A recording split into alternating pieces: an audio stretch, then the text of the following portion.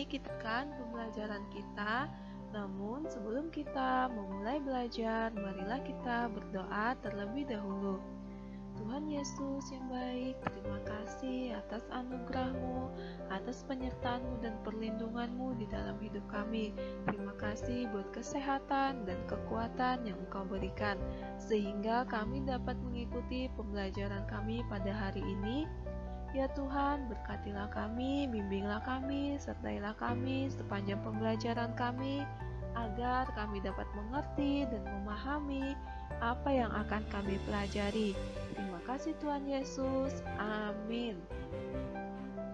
Nah anak-anak, hari ini kita akan melanjutkan pembelajaran kita, pelajaran 7 dengan tema pengampunan Allah. Nah anak-anak, kalian dapat melihatnya di layar monitor kalian bacaan Alkitab kita hari ini, dan kalian dapat membacanya di rumah ya. Nah anak-anak, hari ini materi pembelajaran kita adalah pengampunan Allah. Di pertemuan minggu lalu kita telah mendengarkan cerita tentang Yunus. Nah anak-anak, kisah tentang Nabi Yunus mengajarkan kepada kita bagaimana pengampunan Allah ditunjukkan kepada penduduk Niniwe. Orang-orang Niniwe yang tadinya sangat jahat, sekarang sadar dan sungguh-sungguh menyesali dosa-dosanya.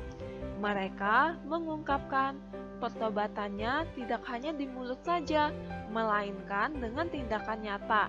Mereka berdoa kepada Allah dan mengaku menyesal atas dosa dan perbuatan jahat mereka. Mereka mengenakan kain berkabung dan duduk di atas abu sebagai tanda penyesalan. Nah anak-anak, mereka berpuasa sebagai tanda pertobatan dan penyesalan.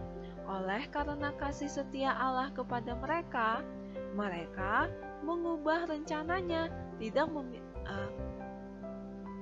Oleh karena kasih setia Allah kepada mereka, Allah mengubah rencananya, tidak membinasakan kota Niniwe. Allah menganugerahkan pengampunan karena mereka bertobat dan menyesali dosa-dosanya. Nah anak-anak, pengampunan Allah juga disaksikan pemazmur dalam Mazmur 103 ayat 18 sampai yang ke-14. Tuhan Allah tidak mengingat-ingat dosa manusia. Tuhan Allah membuang dosa manusia dan melupakannya. Allah mau mengampuni atas kesalahan kita. Tuhan Allah menyayangi dan mengasihi manusia. Ia sungguh panjang sabar dan tidak pendendam. Ia tidak membalas dosa dan kesalahan manusia. Kebaikan Allah diibaratkan dengan tingginya langit. Apakah kita bisa mengukur tingginya langit? Tidak. Artinya, kebaikan Tuhan Allah itu tidak dapat diukur dan tidak ada batasnya. Ia mau mengampuni kesalahan manusia. Teladan kebaikan Allah yang dinyatakan dengan mengampuni kesalahan manusia haruslah kita ikuti dan pelajari. Kita diajak untuk memiliki sikap yang sama dengan Allah yang ditunjukkan oleh Allah. Pengampunan bagi manusia. Pengampunan Allah bagi manusia merupakan hal yang sungguh luar biasa. Allah memberikan kesempatan untuk manusia bertobat dan mengakui kesalahan mereka, agar semua anaknya bisa kembali ke pangkuannya. Itu merupakan kasih yang terbesar. Allah menunjukkan belas kasihan kepada mereka yang sungguh-sungguh takut kepadanya. Gambaran berkat-berkat yang diberikan Allah kepada mereka yang takut terhadap Allah pada bacaan Mazmur 103 ayat 8 sampai 14, yaitu yang pertama, kasih, setia dan pengampunannya. Yang kedua, kasih dan belas kasihnya seperti seorang bapa. Allah menunjukkan kasih Allah menunjukkan belas kasihan kepada anak-anaknya karena Ia mengetahui kekurangan dan kelemahan mereka. Ia tidak mengingat kesalahan dan dosa-dosa manusia. Nah, anak-anak, kita harus sadar bahwa Allah yang bisa mengaruniakan pengampunan ini melalui Kristus Yesus. Nah, anak-anak, Allah telah menyatakan belas kasihan dan anugerahnya kepada manusia. Hasil dari pengampunan Allah adalah dosa dan pelanggaran manusia dihapus dan dibersihkan. Nah, anak-anak, kasih karunia dan anugerah Allah itu menuntut manusia untuk mengasihi sesamanya karena Ia sudah mengampuni dosa kita. Tidak dilakukannya kepada kita setimpal dengan dosa kita dan tidak dibalasnya kepada kita setimpal dengan kesalahan kita. Nah, anak-anak, pengampunan Allah dilukiskan dalam cerita Injil Matius 18 ayat 21 sampai 35, khususnya ayat 21 sampai yang ke-22 menceritakan mengenai perumpamaan pengampunan. Nah, anak-anak, selama Yesus berada di Kapernaum, Ia mengajar banyak hal, termasuk bagaimana seharusnya sikap terhadap orang yang melakukan kesalahan. Suatu hari, Petrus mendatangi Yesus dan bertanya kepadanya, sampai berapa kali ia harus mengampuni orang yang berbuat dosa atau berbuat jahat kepadanya? Apakah sampai 7 kali? Bagi Petrus 7 kali itu sudah banyak. Dugaan Petrus ternyata meleset. Yesus mengatakan kepadanya, "Aku berkata kepadamu, ampunilah saudaramu tidak hanya 7 kali, tetapi sampai 70 kali 7 kali." Artinya harus terus-menerus dimaafkan. Jangan hitung sudah berapa kali kita mengampuni kesalahan saudara kita. Nah, anak-anak, semua manusia tidak pernah lepas dari kesalahan. Anak kecil bisa melakukan kesalahan. Orang dewasa juga bisa melakukan kesalahan. Kita semua pernah melakukan kesalahan. Kesalahan dapat terjadi karena tidak sengaja atau sengaja. Nah, anak-anak, untuk itu semua orang membutuhkan pengampunan dan harus memberi ampun kepada orang lain, sama seperti kita ingin diampuni. Orang lain juga memerlukan ampun dari kita. Nah, anak-anak, sebagaimana Allah di dalam Kristus Yesus yang telah mengampuni kita, hendaklah kita juga punya hati yang mau mengampuni kesalahan orang lain, seperti Efesus 4 ayat 32 sebagai dasar Alkitab yang lain untuk pelajaran ini, mengingatkan, tetapi hendaklah kamu ramah seorang terhadap yang lain, penuh kasih mesra dan saling mengampuni, sebagaimana Allah di dalam Kristus telah mengampuni kamu. Nah, anak-anak, bagaimana kita bisa melakukannya? Yang pertama, kita harus memusatkan pikiran sepenuhnya pada pengampunan yang telah Tuhan nyatakan bagi kita. Renungkan betapa besar rahmat yang sudah dilimpahkan Tuhan kepada kita, seperti kata Daud, "Pujilah Tuhan, hai jiwaku, dan janganlah lupakan segala kebaikannya. Dialah yang mengampuni segala kesalahanmu."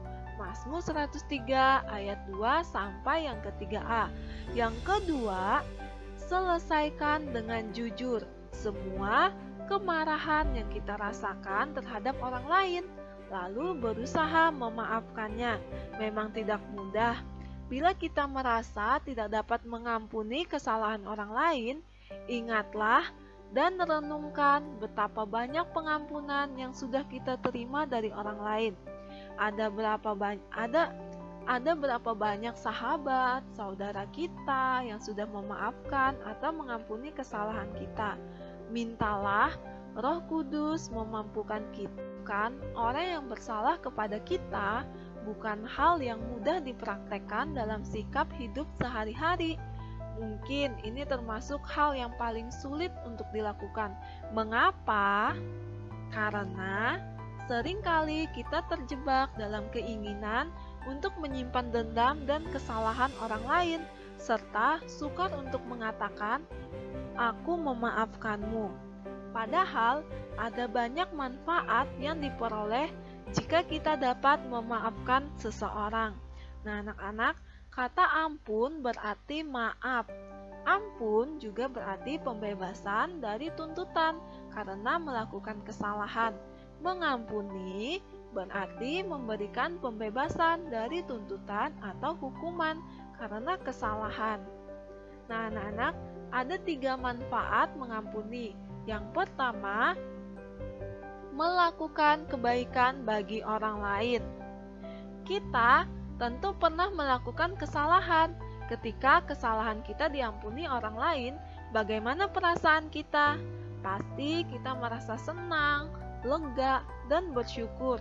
Contoh, ketika kita lupa membawa buku pekerjaan rumah dan ibu guru memaafkan kesalahan kita, pasti kita akan merasa lega dan senang.